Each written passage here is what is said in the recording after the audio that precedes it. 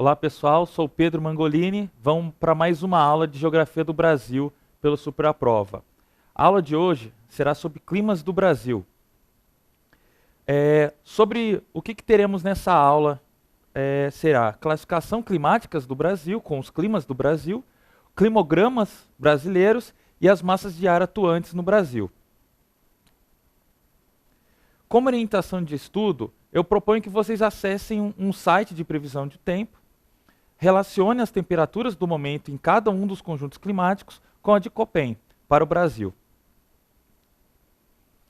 As classificações mais utilizadas para definir os tipos climáticos brasileiros são as de Strahler e de Köppen.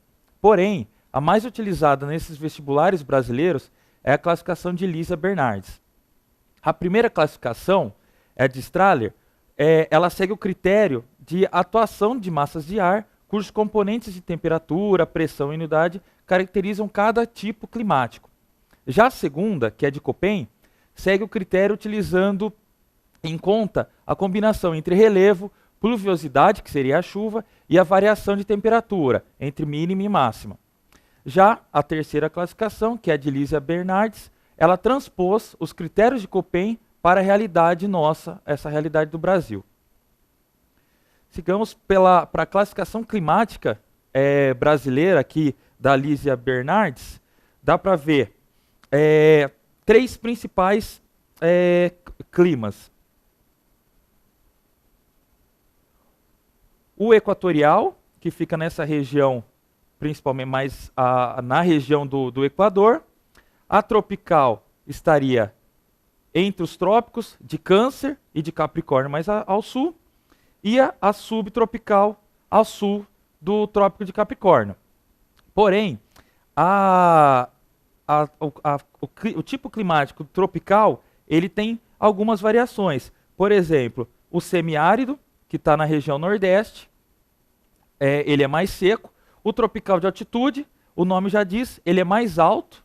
E o dito tropical, nessa região de Roraima e no centro, um pouco do nordeste, e na região sudeste do Brasil. Sobre os climogramas brasileiros, nós temos algumas partes desse tipo de utilização ou ferramenta climático. Temos essa linha aqui, esse conjunto de linhas, que é as temperaturas médias. Essa outra linha aqui são as quantidades de milímetros de pluviosidade em milímetros, e aqui a quantidade de cada tipo, graus, milímetros ou graus de temperatura em cada mês. Então vemos aqui, em Belém, há uma grande quantidade de chuvas no primeiro semestre e diminui um pouco a quantidade de chuvas no segundo semestre. A temperatura não varia tanto. Chega a 20 a 30 graus, a temperatura média.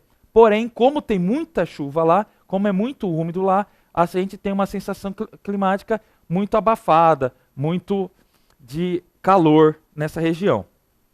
Já na região do Rio de Janeiro, que é um tropical litorâneo, mais úmido, dá para ver que ele chove nesse período de verão, entre outubro, novembro e dezembro, janeiro, fevereiro e março.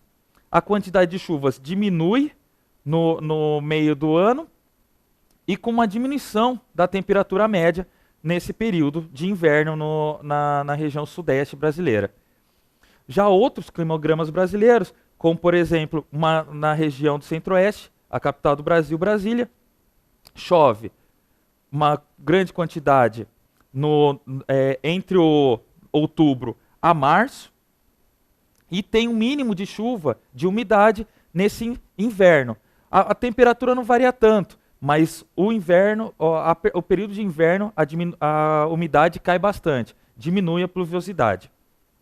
Num clima subtropical úmido, que é o de Porto Alegre, do Rio Grande do Sul, o inverno é mais rigoroso, é mais acentuado, e a quantidade de chuva ela é mais distribuída, diferente das outras regiões.